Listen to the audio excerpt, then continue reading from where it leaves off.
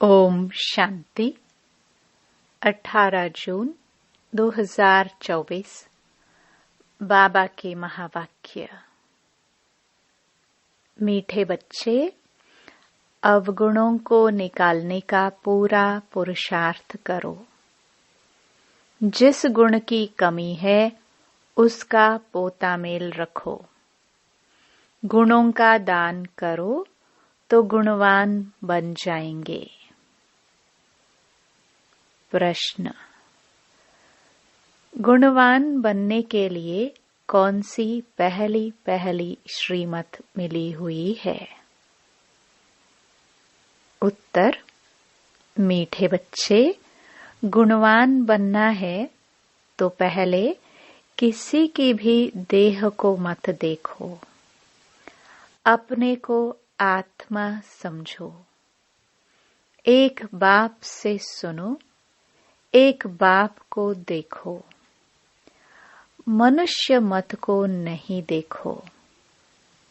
दूसरा, देह अभिमान के वश ऐसी कोई एक्टिविटी न हो जिससे बाप का व ब्राह्मण कुल का नाम बदनाम हो। उल्टी चलन वाले गुणवान नहीं बन सकते। उन्हें कुल कलंकित कहा जाता है। ओम शांति। बाप दादा के हाथ में मोतिये के फूल थे। बाबा साक्षात्कार कराते ही ऐसा खुशबूदार फूल बनने का है। बच्चे जानते हैं हम फूल बने थे जरूर। गुलाब के फूल, मोतिये के फूल भी बने थे अथवा हीरे भी बने थे, अब फिर बन रहे हैं। यह है सच्चे, आगे तो थे झूठे। झूठ ही झूठ, सच की रत्ती भी नहीं। अभी तुम सच्चे बनते हो तो फिर सच्चे में सब गुण भी चाहिए।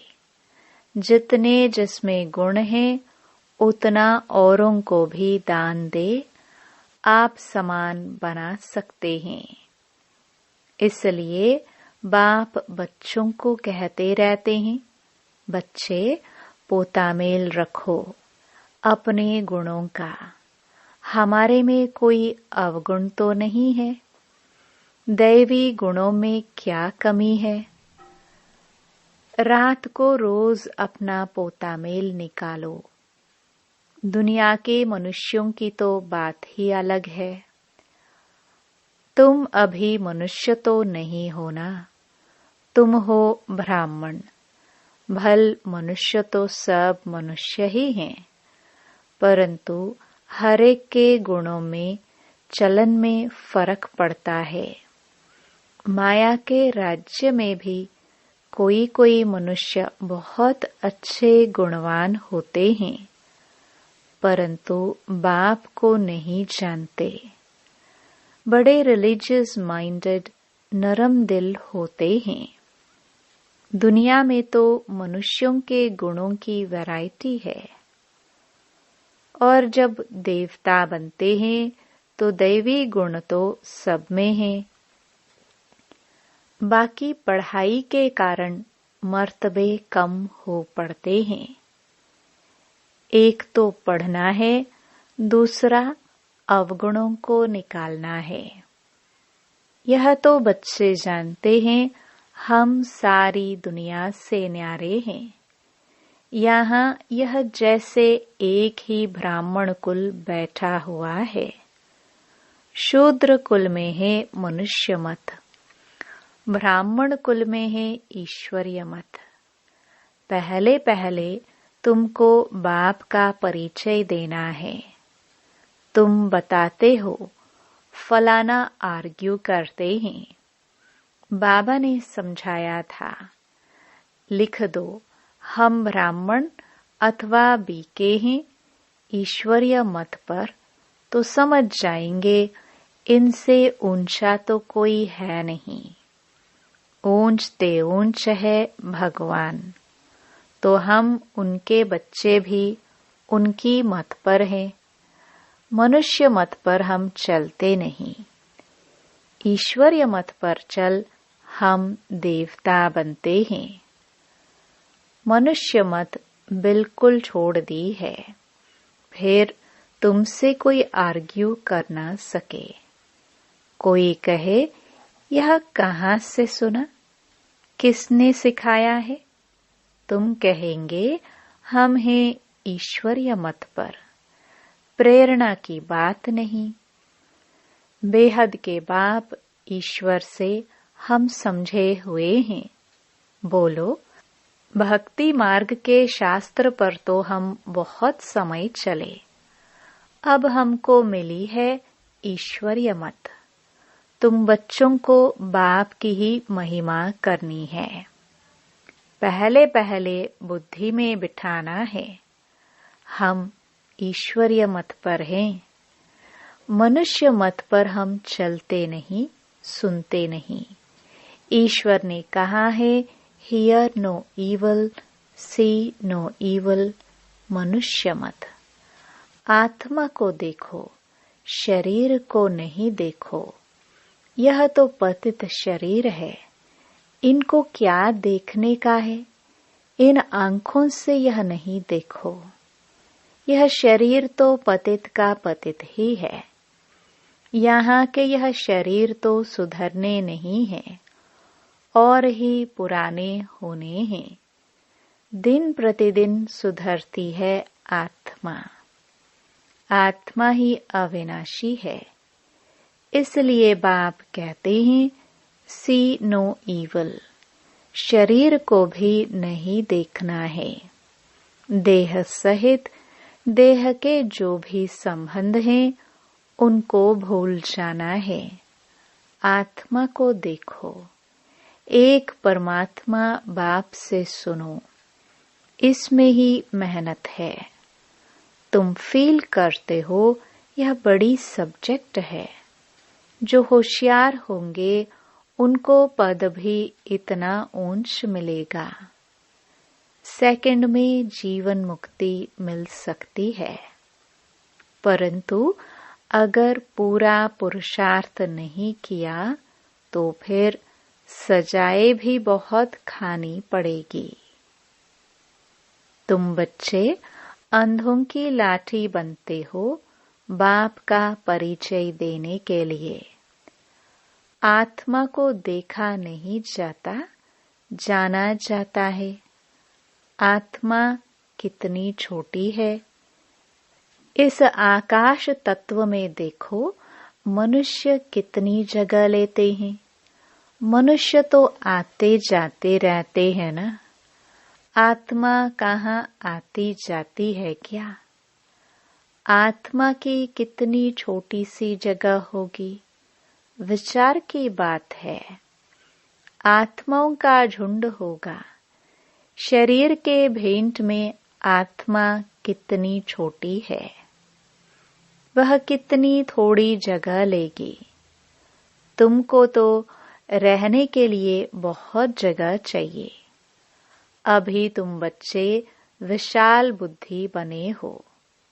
बाप नई बातें समझाते हैं, नई दुनिया के लिए, और फिर बताने वाला भी नया है। मनुष्य तो सबसे रहम मांगते रहते हैं। अपने में ताकत नहीं है जो अपने पर रहम करे। तुमको ताकत मिलती है। तुमने बाप से वर्षा लिया है और कोई को रहमदिल नहीं कहा जाता है। मनुष्य को कभी देवता नहीं कह सकते हैं। रहमदिल एक ही बाप है जो मनुष्य को देवता बनाते हैं। इसलिए कहते हैं, परमपिता परमात्मा की महिमा अपरम अपार है, उसका पारावार नहीं। अभी तुम जानते हो उनके रहम का पारावार नहीं है। बाबा जो नई दुनिया बनाते हैं उसमें सब कुछ नया होता है। मनुष्य, पशु, पक्षी सब सतो प्रधान होते हैं। बाप ने समझाया है तुम ऊंच बनते हो तो तुम्हारा फर्नीचर भी ऐसा ऊंच ते ऊंच गाया हुआ है। बाप को भी कहते हैं ऊंचे ते ऊंचा, जिससे विश्व की बादशाही मिलती है।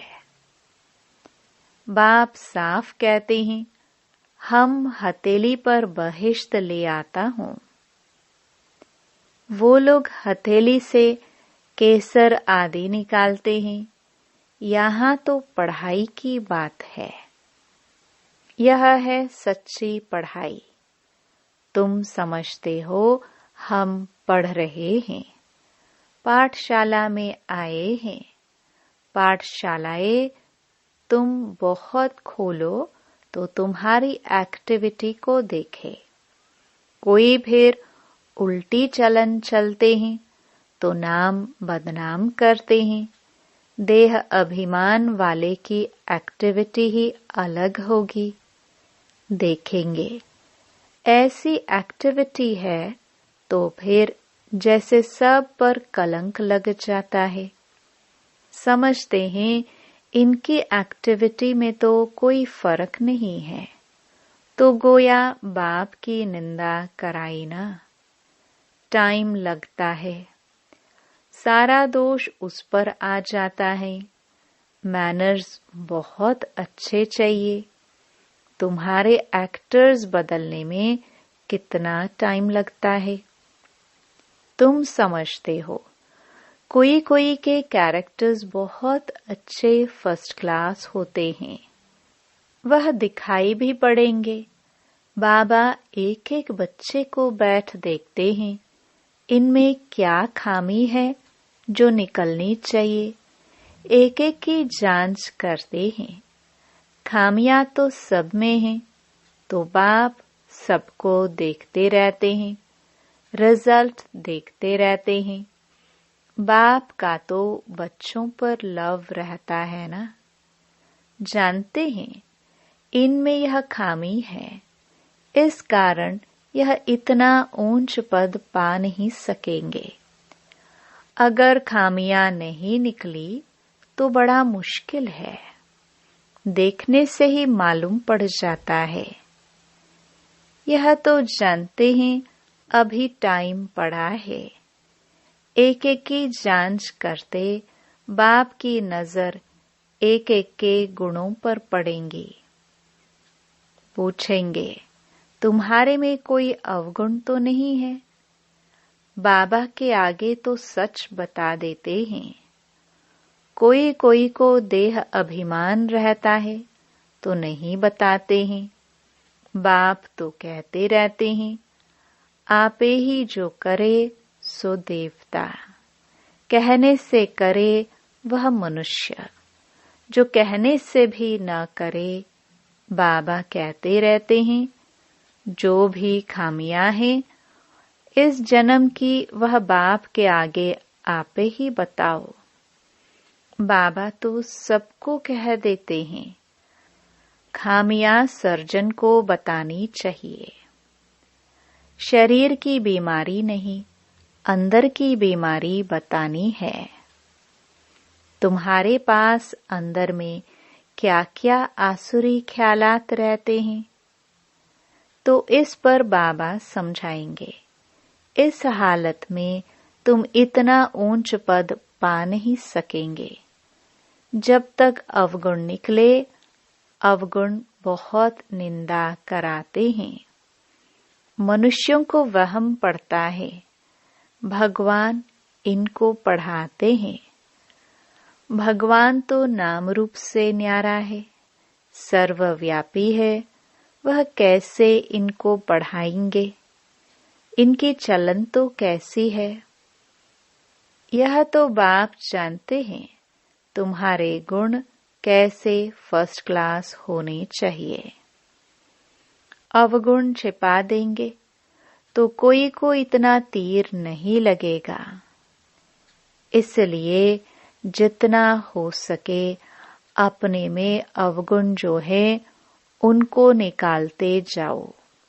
नोट करो, हमारे में यह खामी है तो दिल अंदर में खाएगी। घाटा पड़ता है तो दिल खाती है। व्यापारी लोग अपना खाता रोज निकालते हैं।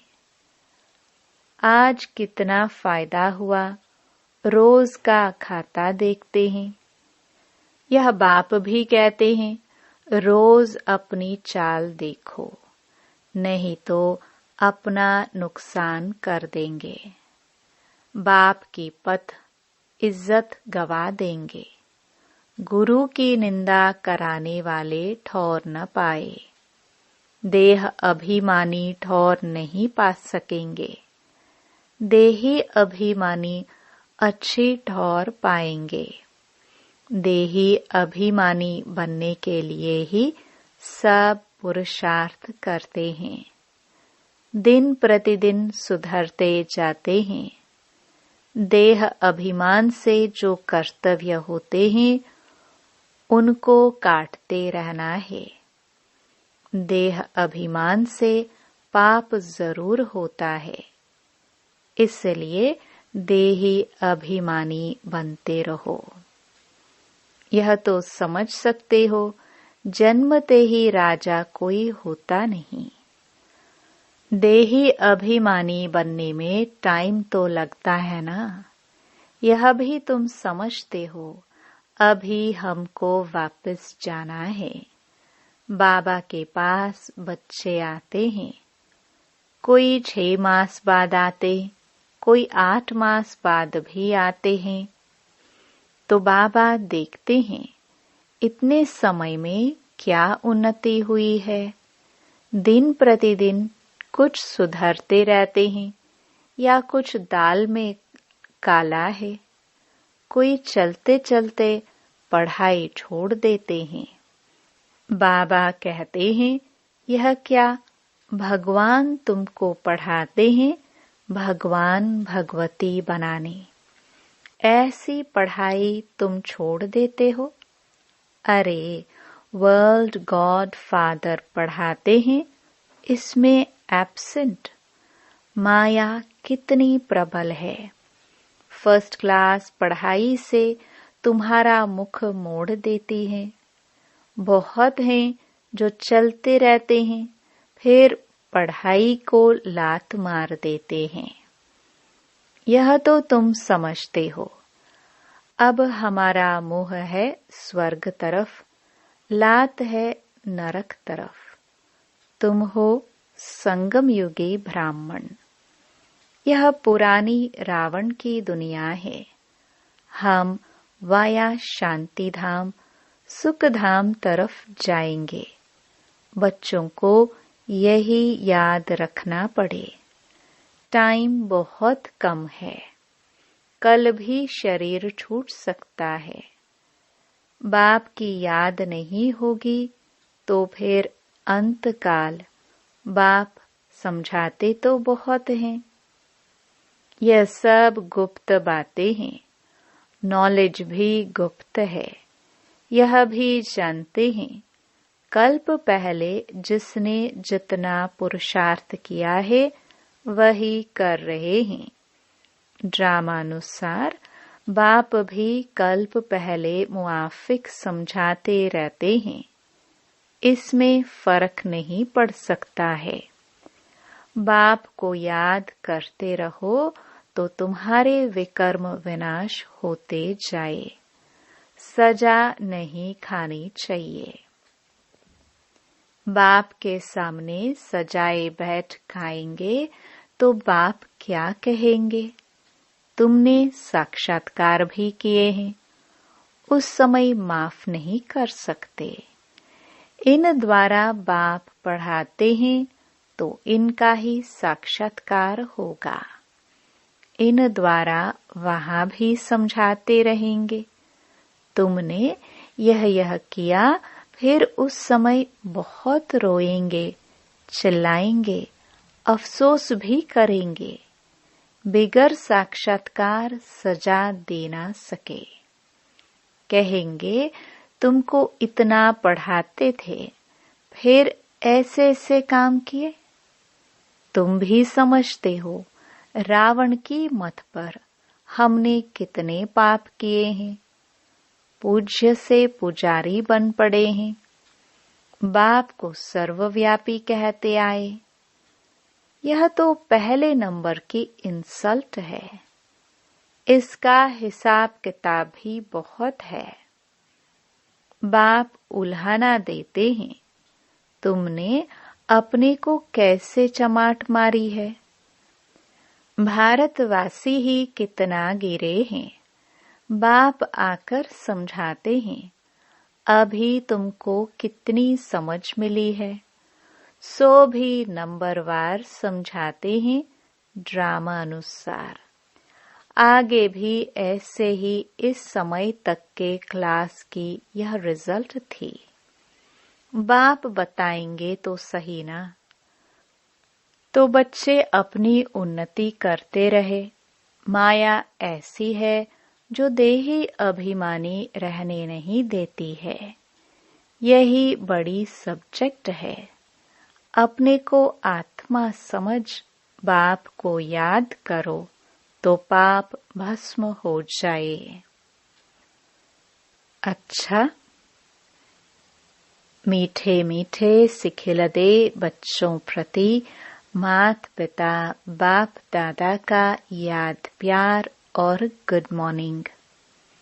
रूहानी बाप की रूहानी बच्चों को नमस्ते। धारणा के लिए मुख्य सार। पहला, देह अभिमान में आने से पाप जरूर होते हैं।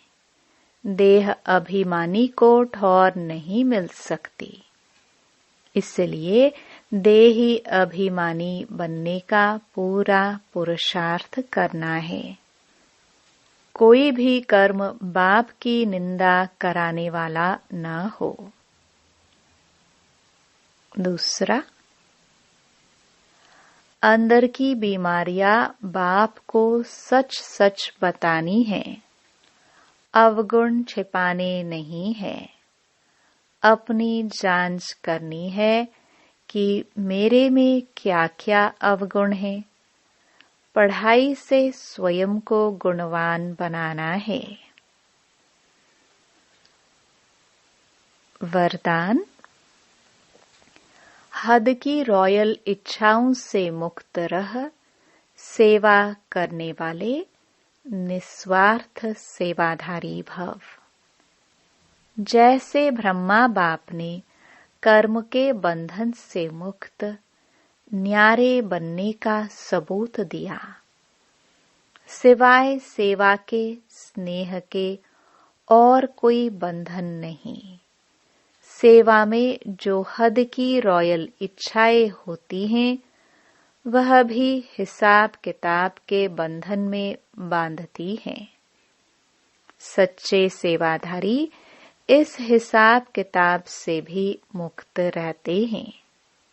जैसे देह का बंधन देह के संबंध का बंधन है, ऐसे सेवा में स्वार्थ यह भी बंधन है।